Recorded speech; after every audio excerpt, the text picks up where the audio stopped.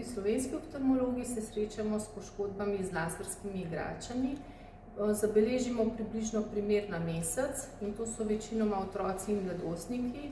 Zato tukaj velja posebno opozorilo, da najbolj varno je, da se igrač z laserskimi žarki ne kupuje in ne uporablja za igro, ker lahko pride do trajne poškodbe centralnega vida tako pri otroku, ki to igračo ima, kot pri sovrstnikih, ki se z njim s to igračo igrajo.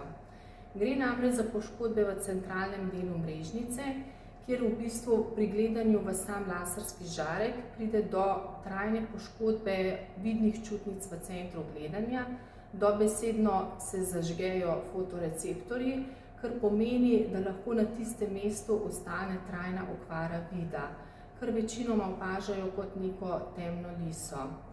Problem pri tem pa je tudi, da z leti se lahko na tem mestu razvijajo patološke žilice, ki pa potem tudi, če jih pravočasno ne odkrijemo in ne zdravimo z določenimi zdravili, vodijo v brazgotino, kar še dodatno poslabša vid in dodatno trajno okvari vid.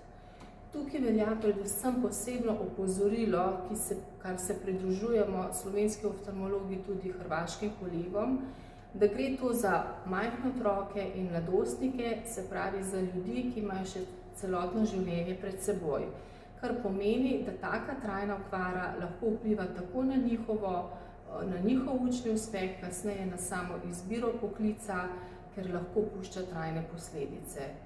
Zato tudi slovenski oftalmologi apeliramo na vse starše in druge, ki pridejo v stik s takimi igračami, da otrokom ne kupujejo igrač z laserskimi žarki oziroma jim ne dovolijo igro z njimi.